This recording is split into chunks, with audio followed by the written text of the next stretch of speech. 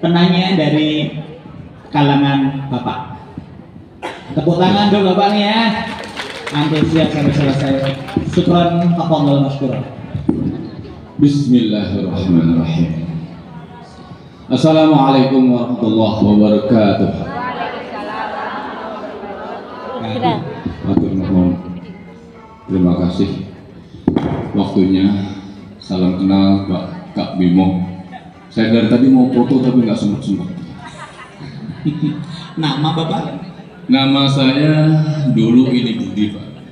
Sekarang udah jadi guru, jadi ini Bapak Budi. Berasal dari Tulung Bawang. Kawan kami alhamdulillah banyak juga. Dari RA Amanah Tulung Bawang. RA Amanah. Ya. Nanti saya. Yang akan saya tanyakan dari pagi sampai sekarang bapaknya nggak muncul. Bahkan saya tadi masuk seolah-olah sendirian, tapi saya pede aja gitu. Karena ada bapak juga. Yang saya tanyakan gini Pak, untuk cerita atau dongeng ini kan kebanyakan yang sekarang ini PAUD atau anak usia dini, RATK. Apabila diberikan kepada tingkat menengah atau mungkin SD ke atas, kalau SD mungkin masih bisa ya. Yang tingkat menengah SMP itu kira-kira bisa nggak? Terus bagaimana triknya yang terbaik? Karena saya sebenarnya pernah cerita yang tapi tidak ininya caranya. Nah, insya Allah nanti pulang tak praktekkan di tingkat menengah saya gitu. Amin ya. Karena saya bukan hanya di RA, MP, SMP, MTS gitu. Jadi bagaimana triknya supaya dongeng ini pun bisa diterapkan di tingkat menengah. Terima kasih. Assalamualaikum warahmatullahi wabarakatuh. Waalaikumsalam warahmatullahi wabarakatuh. Sesuai dengan kebutuhan ya Pak ya. Bapak sering berbicara depan anak remaja, pasti gayanya tidak akan sama dengan anak di PK dan di SD, kelas rendah. Kelas tinggi saja, kelas 4, 5, 6 dikasih dongeng, kamu jujurlah kayak yang dalam dongeng tadi, kan cuma dongeng gitu ya. Bisa ngeles anak-anak kelas 4, 5, 6 itu sudah punya gaya nalar sendiri. Nah, tentu saja gaya untuk bicara di depan anak-anak TK, SD akan beda dengan anak remaja. Anak remaja secara material cerita tentu tidak suka dengan dongeng-dongeng lagi ya Pak. Tapi mereka lebih suka cerita, mulai anak kelas 5 itu mereka suka dengan cerita sage, petualangan-petualangan. Hanya anak SD masih menerima dongeng cerita sage, petualangan. Adapun anak SMP, dia anak-anak bukan, dewasa juga belum kan ya, ABG, anak baru gemblung-gemblungnya waktu itu ya, baru bikin sebel. Nah, anak-anak ini berikan cerita-cerita petualangan, persahabatan, ya, kemudian heroisme, tetapi cerita nyata Pak. Cerita tentang, saya suka cerita Abd bin Bishir, khusus menjelaskan tentang Al-Quran. Saya diundang ke berbagai pesan tahfidz, saya sampaikan kisah Abd bin Bishir yang dipanah. Tentu ada perubahan suara, tetapi tidak harus seperti yang kayak anak-anak gitu ya.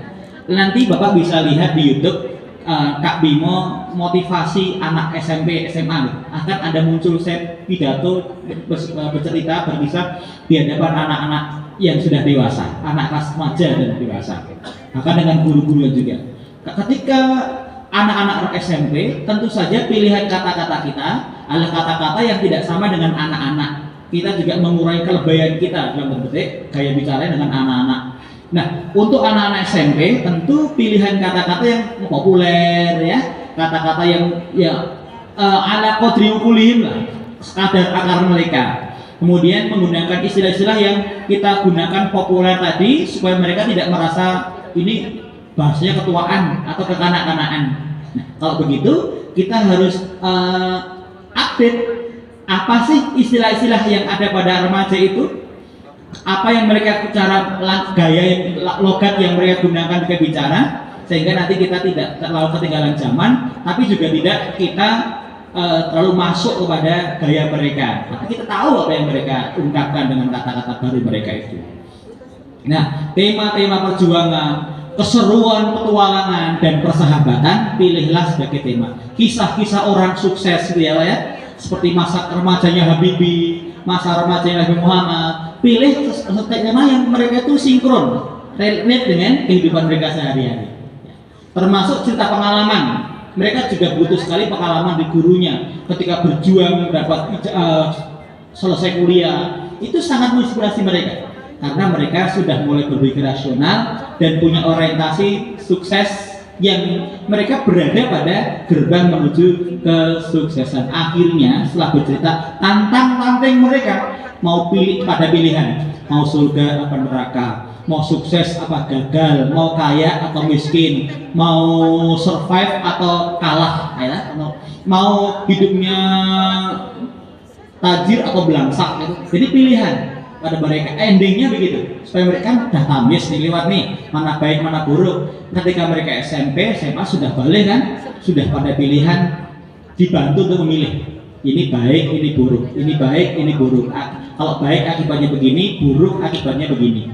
Nah itu ada pada kisah-kisah yang cukup banyak di referensi. Kalau saya memang dengan teman-teman disiplin kisah-kisah ada kurikulumnya. Substansi pertama kisah-kisah Al-Quran ya, karena saya seorang guru ngaji. Jelek-jelek saya ini ustadz ya Bu ya, ustadz Iqra jilid 1, jadi paling jelek ilmunya. Jadi kisah Quran, Ul Asmi, kisah Nabi Adam agar anak remaja tidak salah menemukan jati dirinya, Nabi Adam penting. Yang kedua Ashabul Kahfi, bagaimana menjaga iman. Yang ketiga adalah kisah Al-Quran ya, kisah Yusuf, bagaimana mereka mengarungi masa remajanya tidak dengan gangguan perilaku. Yusuf, Adam, kemudian Ashabul Kahfi, serta kisah Ulul Asmi, Nuh, Ibrahim, Musa, Isa. Nanti mau sendiri. Pertama substansinya. Yang kedua kisah Nabi Muhammad dengan 10 sequel lahir sampai wafatnya. Yang ketiga keluarga Nabi Muhammad dikenalkan. Nah kisah Al-Quran yang 7 material tadi ditambah kisah Nabi dengan 10 sequel tadi harus tuntas di anak-anak kita kelas 6 selesai. Nanti kalau sudah dapat itu tidak akan lagi mereka kena gangguan perilaku. Ada imunitas mental, moral. Nanti keluarga Nabi, 10 sahabat di Rasulullah ke surga, kemudian para ulama hadis tafsir itu ya, kisah itu biografi mereka, ditambah para pahlawan zuama dunia misalnya Salahuddin, Muhammad Al-Fatih, Syarul Qutus ya, dan pahlawan nasional ada Soekarno, ada nanti Sudirman, ada Diponegoro, agar mereka anak remaja kita bukan Doraemon dong, ya kan? Agar mereka menjadi orang besar. Kenapa? Bangsa yang besar adalah bangsa yang menghargai para pahlawannya. Kapan mereka jadi besar? Kalau yang kita sampaikan tokohnya tokoh reka-reka, bikinan pura-pura. Tentu jawaban saya bukan dongeng Pak, tapi adalah cerita kisah nyata. Agar mereka mengenali pahlawannya, menghargai pahlawannya, dan siap menjadi orang besar yang kehadirannya memberikan manfaat besar bagi orang lain. Gitu ya Pak ya. Bapak nanti cari Kak Bimo berkisah. Kalau di hari subuh jam Sabtu Ahad jam 5:30 saya berkisah di Masjid Jogokarian kantor saya ya. Judulnya Syuruk Berkisah. Saya berkisah para sahabat pahlawan tentang Hamka, tentang Imam Bonjol di Ponorogo. Karena anak di sana di Jogja denger dongeng juga anak SD nggak gitu. Gurunya pun kalau minta sejarah. Bukan mintanya dongeng-dongeng. Jadi karena kebutuhan di Jogja sudah berbeda dengan daerah lainnya. Anak ngerti betul tentang Diponegoro, anak ngerti betul tentang Keraton Yogyakarta. Jadi mereka punya pijakan sejarah dan budaya yang kokoh sehingga kepribadiannya ditumpuk dengan nilai-nilai baru. Mereka akan menyesuaikan dengan lebih mudah. Begitu Bapak, jawaban saya malah kemana-mana, bukan beri manfaat. Sama-sama. Cukup? Baik, Ibu Bapak hormati, tepuk 1, tepuk 2, tepuk 2. Akhirnya, dengarkanlah sebuah kalimat yang sudah Anda tunggu-tunggu sejak tadi, yaitu kalimat Bilai Taufik. Sebelum kalimat Bilai Taufik saya sampaikan, ada salah kurang mohon dimaafkan, dan melanjutkan pesan dari Bapak Gubernur Lampung bahwa hari ini tanggal 26 Juli asarnya tetap 4 rakaat ya, jangan ditambah, belum ada pergub yang mengaturnya. Bagi yang belum mendapatkan bukunya silahkan, dalam buku itu ada kurikulum cerita tematik 17 cerita tematik di PAUD. Saya mengubah sub tema menjadi sebuah cerita. Anda cerita nggak mungkin salah. Kenapa? Ceritanya sub tema yang disusun menjadi cerita. Anda bisa baca naskahnya, ada saran penyajiannya, bukanya bagaimana, nutupnya bagaimana, nata alurnya bagaimana, tinggal diperhatikan saja. Lagunya apa ya? Kalau Anda lomba, biasanya yang dipakein. Kemudian nanti cari-cari, saya juga ada menyebar di berbagai laman, ada YouTube-nya, kebersihan, kesehatan, keamanan, dongengnya apa, gitu ada ya. Cocokkan aja tekniknya dengan video yang Anda tonton di internet. Demikian, tepuk 1, tepuk 2, tepuk 2. Kepada yang belum dimasukkan tas snacknya, segera 1 menit. Assalamualaikum warahmatullahi wabarakatuh.